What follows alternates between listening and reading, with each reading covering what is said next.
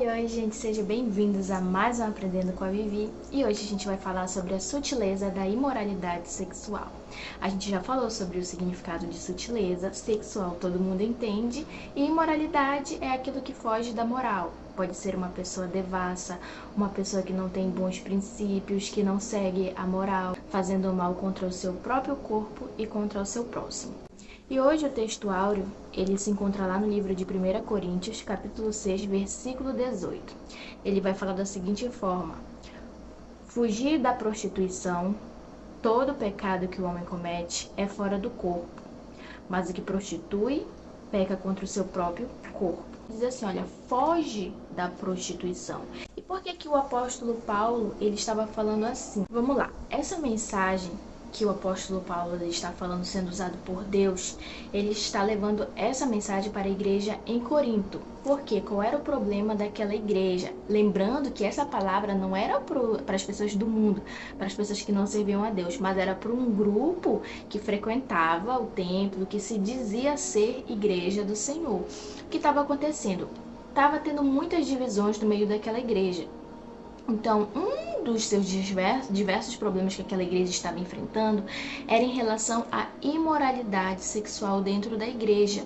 Tanto que lá no capítulo 5 vai dizer assim, olha, portanto, se ouvem em todas partes comentários de que há impureza entre vós, uma espécie de imoralidade que não se observa nem entre os pagãos, a ponto de alguém manter relações sexuais com a mulher de seu pai.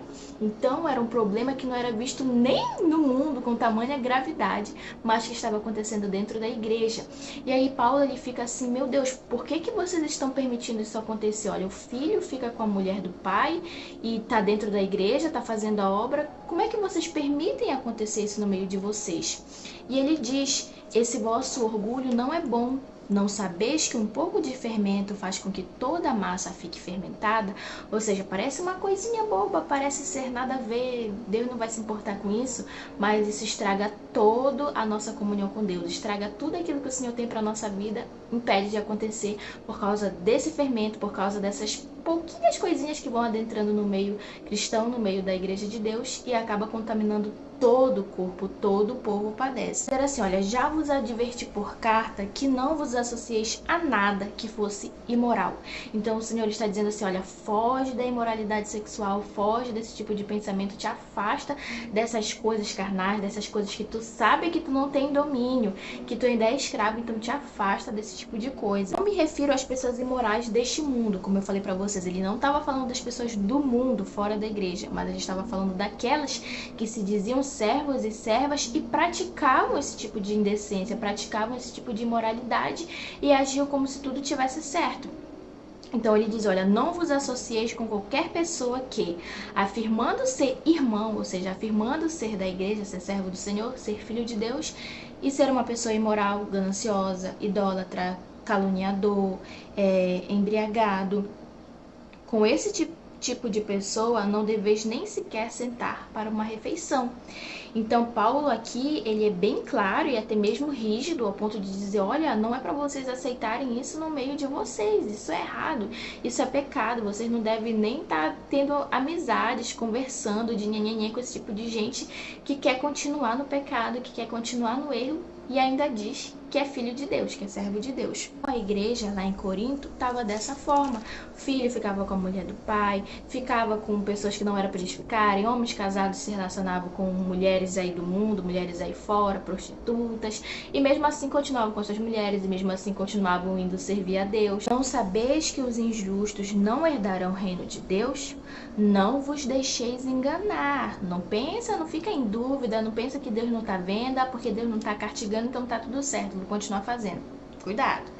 Não vos deixem enganar, nem imorais, nem idólatras, nem adúlteros, nem os que se entregam a práticas homossexuais de qualquer espécie, nem ladrões, nem avarentos, nem viciados em álcool ou entre outras drogas, nem caluniadores, nem estelionatários herdarão o reino de Deus. Nosso corpo não é para ser escravizado pelo pecado, não é para ser escravizado pelo mundo, pelaquilo que o mundo diz que é correto e a Bíblia diz que é errado.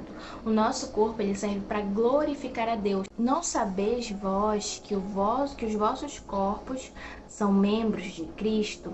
Tomarei, pois, os membros de Cristo e far-los membros de uma meretriz, de uma prostituta? Claro que não. Ou não sabeis que o que se ajunta com a meretriz faz-se um corpo com ela? Porque serão, disse, dois numa só carne. Então, a partir do momento que o homem ou a mulher se prostitui, ele está fazendo mal para a sua própria carne, para o seu próprio corpo.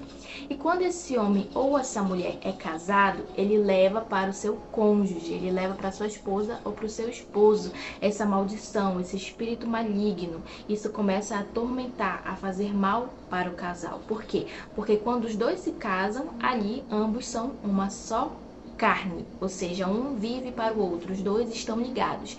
Então, se um vai para a prática da imoralidade sexual, se um vai para a prostituição e faz mal para o seu corpo, então ele está fazendo mal para a sua esposa, a esposa está fazendo mal para o seu esposo, está trazendo desgraça para o casamento, está trazendo espíritos malignos para o meio da família, para o meio do relacionamento. Mas o que se ajunta com o Senhor é um mesmo espírito. Então, se a gente diz que é servo do Senhor, a gente anda com o Senhor, com o Espírito Santo, sendo guiado por Deus.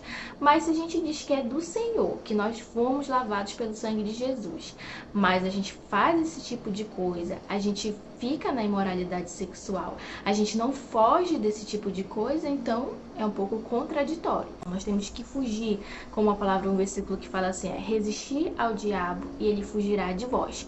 Se nós sabemos que nós somos tentados em um determinado local, com uma determinada pessoa, por que a gente vai insistir em estar naquele local, em conversar com aquela pessoa, em estar naquele ambiente? Por que a gente vai insistir em ficar frente a frente com o inimigo, com o adversário, com aquilo que nos afasta de Deus? Não, a gente precisa fugir, a gente precisa resistir. Não, eu não quero isso. Se ali eu sei que ali é o local que vai ser a minha decadência espiritual, é ali que eu me sinto fraco, então eu não vou ficar onde eu me sinto fraco, eu vou para onde eu me sinto forte. Ou não sabeis que o vosso corpo é o templo do Espírito Santo, que habita em vós, proveniente de Deus, e que não sois de vós mesmo. Ou seja, o nosso corpo, ele passa a ser templo de quem? Do Espírito Santo. É o Espírito Santo que habita em nós. E esse Espírito Santo é proveniente de quem? De Deus. E olha, que ele fala mais algo interessante. E que não sois de vós mesmo. Ou seja, hoje o mundo diz, o corpo é meu, eu faço o que eu quiser. A vida é minha, eu faço o que eu quiser. Porque a gente pensa que o nosso corpo, porque a gente pode se mexer, a gente decide se a gente bate palma, a gente decide se a gente levanta a mão, a gente decide se a gente anda, se a gente senta, se a gente deita, porque a gente acha que a gente tem o poder da decisão, então a gente faz o que a gente quer com o nosso corpo. Só que para o cristão, o corpo não é dele, o corpo já tem alguém que mora ali dentro, que é o Espírito Santo. Então nós não somos de nós mesmos, ou seja, nós não vamos decidir por nós mesmos, ou seja, minha carne está pedindo para eu me prostituir, então eu vou me prostituir.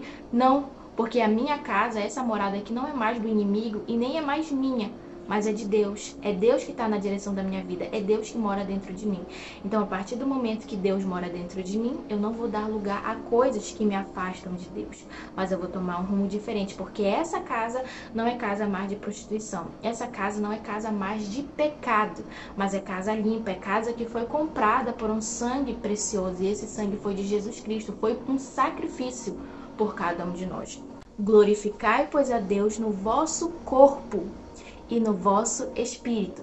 Às vezes as pessoas têm a tendência de achar que o cristão ele só vai prestar conta do espírito, da alma, ou seja, aquilo que eu fiz da minha alma, se eu sentir mágoa, se eu sentir inveja.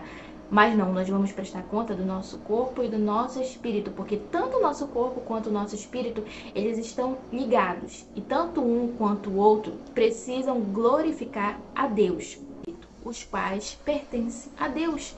Então tá ligado, tanto o teu espírito, a tua alma, a tua mente, o teu corpo, os teus pensamentos, Tudo serve para glorificar a Deus. E se eu estou usando o meu corpo para glorificar a minha carne, então ele está glorificando o demônio, está glorificando o pecado. E não é para isso que o Senhor nos chamou, não é para isso que ele pagou essa dívida, não é para isso que ele nos resgatou.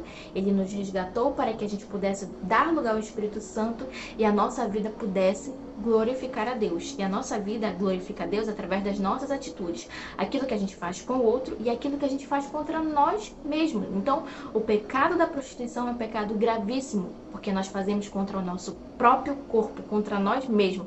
É como se quando a gente se prostituísse, a gente se cortasse, a gente se machucasse, a gente se ferisse, a gente cortasse um pedaço da nossa mão, um pedaço do nosso pescoço, da nossa perna.